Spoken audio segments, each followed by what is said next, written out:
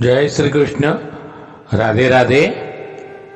राधे सत्संग में सत्संग का रसपान करते मेरे सभी आत्मीय जनों, राधे सत्संग में आज अपन एक सुंदर सुनहरा बहुत रोचक प्रसंग देखेंगे कि जिसमें प्रभु क्या तक कर सकते हैं अपने भक्तों के लिए और अपने भक्तों का हित करने के लिए प्रभु कहाँ तक जाते हैं, उसका एक सुंदर सुनहरा प्रसंग देखेंगे। लेकिन इससे पूर्व अगर आपने राधे सत्संग चैनल को सब्सक्राइब न किया हो तो सब्सक्राइब कर देना, जिससे आपको हर सत्संग की जानकारी नोटिफिकेशन से मिलती रहे। और अगर आपको ये सत्संग वीडियो पसंद आए तो उसे लाइक करके शेयर करना, जिससे आपके हर स्नेही जन लाभान्वित हो सके।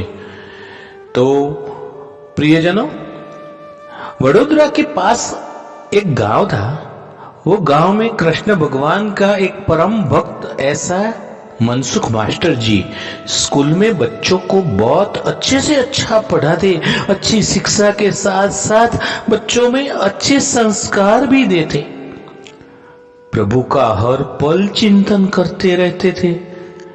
ऐसे मनसुख मास्टर जी हर पूनम को डाकोर जाते, ठाकुर जी के दर्शन के लिए वहां जाते। स्कूल में उन्होंने बच्चों को इतने होशियार बना दिए थे कि जिस दिन मास्टर जी ठाकुर जी के दर्शन के लिए जाते, उस दिन कोई एक बच्चा स्कूल के सभी विद्यार्थियों को बहुत अच्छी तरह से पढ़ाता और इसी प्रकार अच्छी तरह से स्कूल की नौकरी और ठाकुर जी की भक्ति, इस तरह से मनसुख मास्टर जी का जीवन चल रहा था।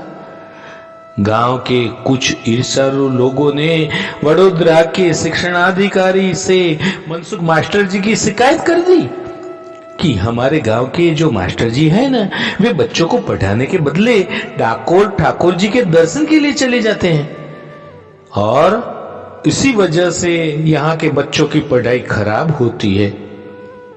2 बार जांच करने के लिए शिक्षणाधिकारी की ऑफिस से कुछ साहब आए, पर उस दिन पूनम न होने के कारण मनसुख मास्टर जी स्कूल में हाजिर ही थे और स्कूल की प्रार्थना और बच्चों की पढ़ाई और संस्कार देखकर जांच अधिकारी तो बहुत खुश हुए और इनाम के रूप में पगार भी उनका बढ़ाते गए।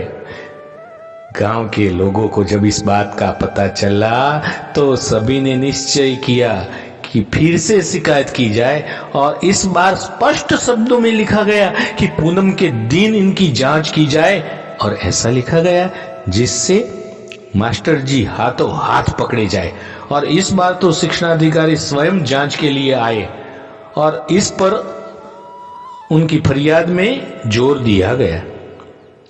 पूनम के दिन सुबह की पहली ट्रेन और मास्टर जी डाकोर ठाकुर जी के दर्शन के लिए निकल गए।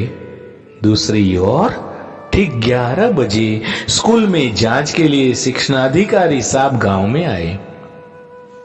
गांव के लोगों ने शिक्षणाधिकारी साहब का स्वागत किया। मास्टर जी की पत्नी को जब इस बात का पता चला, गांव में जांच के लिए साहब आए हैं और मास्टर जी तो ठाकुर के दर्शन के लिए गए हैं, तुरंत वह दौड़ती दौड़ती घर में गई, ठाकुर जी की मूर्ति के समक्ष घी का दीपक जलाया और ठाकुर जी से कहने लगी, हे रणछोड़ राय, मेरे पति की नौकरी चली जाए और उसकी मुझे कोई चिंता नहीं है, पर कल सुबह जब यह बात सभी को पता चलेगी तो आप पर भरोसा कौन करेगा।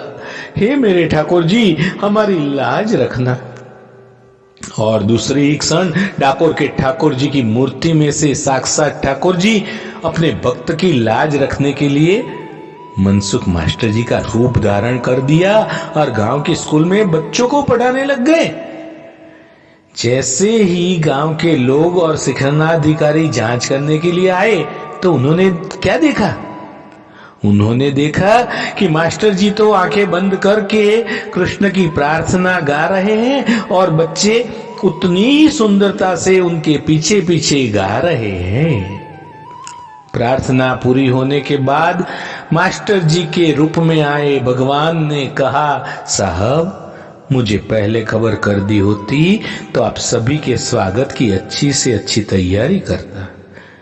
शिक्षणाधिकारी ने बच्चों से प्रश्न पूछे। होशियार बच्चों ने सभी प्रश्नों का विस्तार से अच्छी तरह से जवाब दिए। बच्चों की शिक्षा और अच्छे संस्कार देखकर शिक्षणाधिकारी साहब बहुत खुश हुए। शिक्षणाधिकारी साहब ने इनाम के रूप में पगार में बढ़ोतरी और एक इंक्रीमेंट भी देने की घोषणा कर दी। गांव के लोग अंदर ही अंदर जलकर राख हो गए। सही घटना तो अब घटती है। शिक्षणाधिकारी खुश होकर वडोदरा जाने के लिए रेलवे स्टेशन पर पहुंचते हैं तो अचानक उन्होंने क्या देखा? ताज्जुब से अचानक सामने से डाकोर से ठाकुर जी का दर्शन करके मनसुख मास्टर जी ट्रेन से उतरे और मनसुख मास्टर जी को देखकर शिक्षणाधिकारी चौंक गए। वो तो दंग आश्चर्यचकित रह गए। मास्टर जी भी शिक्षणाधिकारी को देखकर घबरा गए। घबराते हुए कहने लगे कि साहब, मुझे अगर पता होता कि आज आप आने वाले हैं तो मैं डाकोर ठाकुर जी के दर्शन के लिए जाता ही नहीं।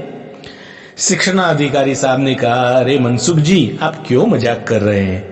मैं आपके स्कूल में जांच करने गया, आप खुद तो उधर पूरे दिन हमारे साथ रहे थे। अरे ये सब क्या है?